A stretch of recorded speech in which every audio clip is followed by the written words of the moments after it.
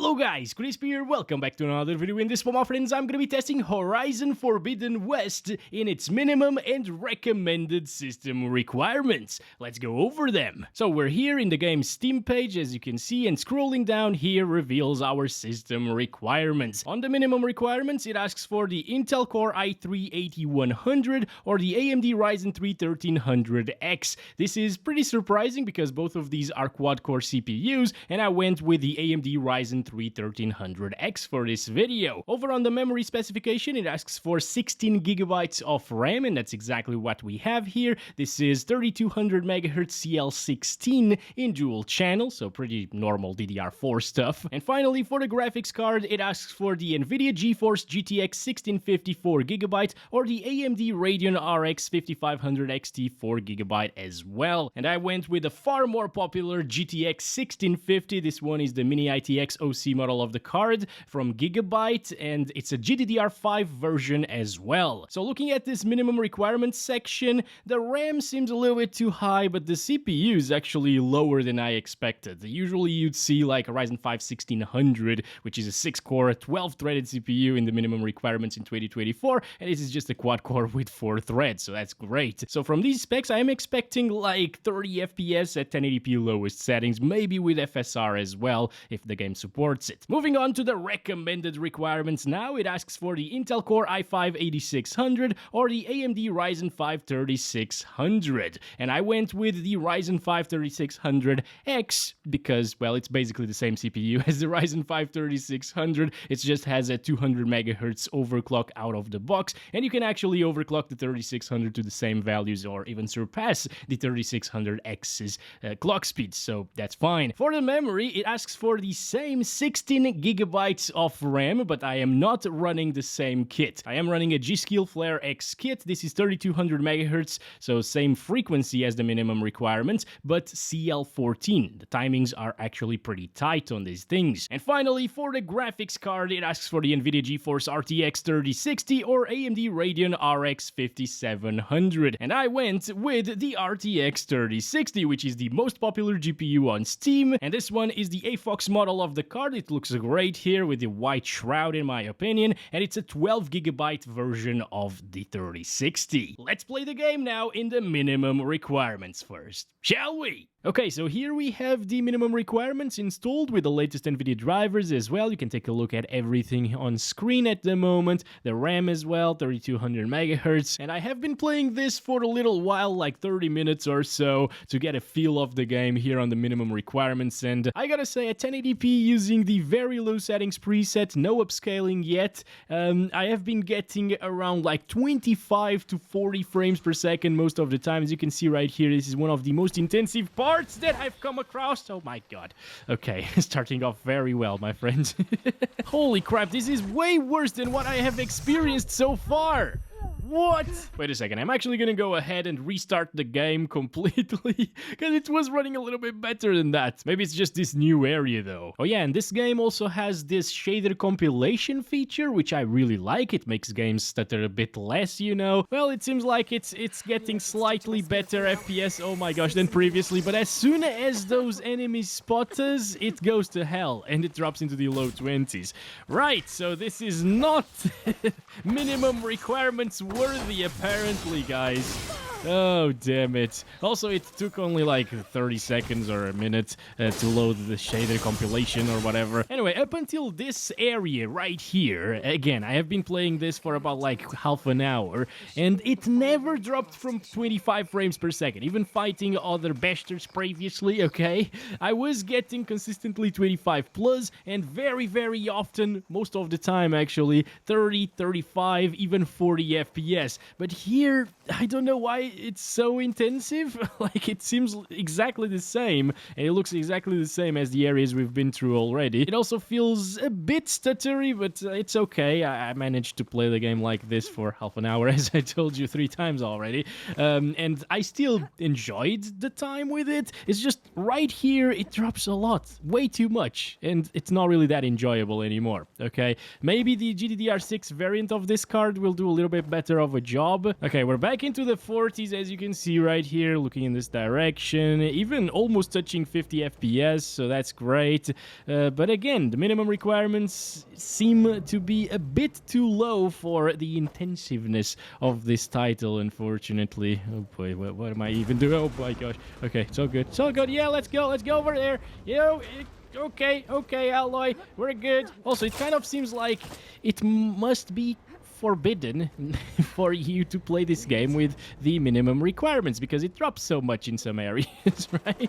Oh my god! And I have also seen a couple of drops already like that, so that's probably like the third one that I've seen in 40 minutes playtime so far. So keep that in mind as well, guys. It is going to have those big spikes in the frame time graph, which are absolutely terrible, and it will drop from time to time into the low 20s, which is also absolutely terrible. Oh my gosh, what am I doing? Let's fight these guys, actually. See if it drops. Yep, it starts dropping instantly into the 20s, but not anymore. Oh, come on, there we go. All good. Anybody else? Yeah, there's another one. Oh boy, it's a bit hard to control your aim as well with these FPS, but it's definitely possible. Let's try it with FSR. Maybe that's gonna run way more stably. Stable. Whatever. And let's start with the quality setting over here. I don't think we need to utilize like balanced and performance to have a decent 30 plus FPS experience all of the time, since we were close to getting that even at native resolution. Oh boy. FSR 2.2 in this game looks a bit rough, especially around Alloy right here. While she's moving, there is a frick ton of noise. Holy crap. That's a bit worse than I expected. Also, the Ryzen 3 1300X, I haven't talked about that yet, but it's keeping up pretty well as a minimum spec CPU here for this game. I am surprised that it isn't maxed out all of the time, and it's actually around like 80% usage most of the time here. Now, that could change if you go into like a big city, for example. It might become more CPU bound and start struggling and stuttering a lot more, but yeah, for now, at least in the initial part of the game, you should be fine. Oh boy. Okay. No. Okay. Let's go. It's fine. Stop breaking everything, Alloy, please. Also, I just noticed now that I am not paying too much attention to the actual graphics, you know, and the noise from FSR, it looks okay. You know, it's not terrible for sure, so I could deal with these low graphics settings. I mean, this looks very good for very low as well, to be honest. And the noise from FSR, it doesn't really bother me that much. It's just that the other upscalers might look a lot better. Oh my god! Holy! Explosions and everything. This is all being rendered inside of the game as well. It's not like a cutscene that's pre-rendered or whatever. Oh, I guess we're safe. Maybe. Not from the stuttering though, because that frame time graph is absolutely atrocious. And look at CPU utilization as well. It's going up to like 90+% usage, and that's probably what's causing the stuttering here as well. So a quad core with 4 threads will sort of play the game, but it's not really that enjoyable, is it? I'm scared right now. I'm just gonna throw arrows at it. Yes, this is not gonna work. This is not gonna work. Okay, well, it is working. What? Simple arrows actually managed to hurt this huge robot. Yeah, it's hard to aim again with these FPS, but it's doable. Wait, is it done? Are we dead? I'm not sure. I think it is dead. Yes, nice. Good job. And achievements everywhere. Okay, you like fart in this game and you get an achievement apparently. We've gotten like 10 achievements so far in this video. And well, I think this is plenty enough for the minimum requirements. It is playable. Would I recommend this?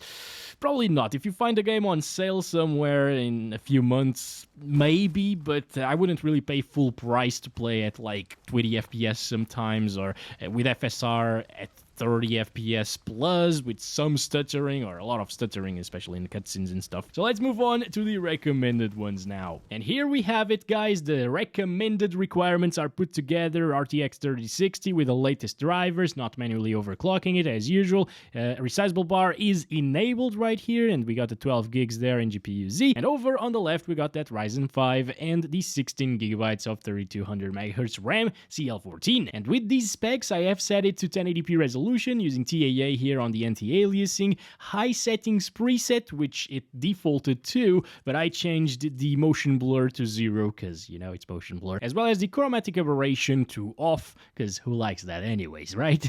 Let's go. And here we are, guys, once again playing this boss. The high settings definitely do look quite a bit better here in terms of like shadow effects and oh my god. The ambient occlusion, the textures are much higher quality, of course, to be expected, and the 3060 is doing a decent job, although I kind of expected a little bit better maybe since it actually defaulted to the high settings preset. There we go, cutscene time, now up into the 60s. Alright, maybe this is just way too intensive because we got this huge thing on screen, but I believe it's not gonna be like a 60 FPS experience on average even. It could definitely be a little bit better. Okay, there we go. Back at it again. Dropping into the low 50s, high 40s. Is it dead? I think so. We made it once again. Oh, yes. And yeah, the game is very beautiful using these settings. The TAA is actually not too bad. I'm surprised that it doesn't make everything super blurry. It kind of has that FSR-ish look. It sharpens up the image a little bit. It has a little bit more noise than native resolution, but it's not shimmery, so there's that. I actually like the TAA implementation in this game. Ooh, not even inside it's getting 60 FPS, guys. Holy crap, the FPS aren't locked, obviously. As you can see, it goes up to like 70 FPS if I look up. Oh, look at this, guys. We actually have arrived at a city area of the game. Interesting. Also, GPU usage is fluctuating a little bit. Maybe that's because of Nvidia Reflex being enabled. I'm not sure, though. The CPU could be a little bit of a bottleneck here, but it's handling it pretty well, in my opinion. Why can't I go there? What the heck? Also, in this area, it's actually slightly less intensive, apparently, than what we saw so far, fighting the big boss and so on in the other little animal, well, robots, actually. Yes, they're not animals.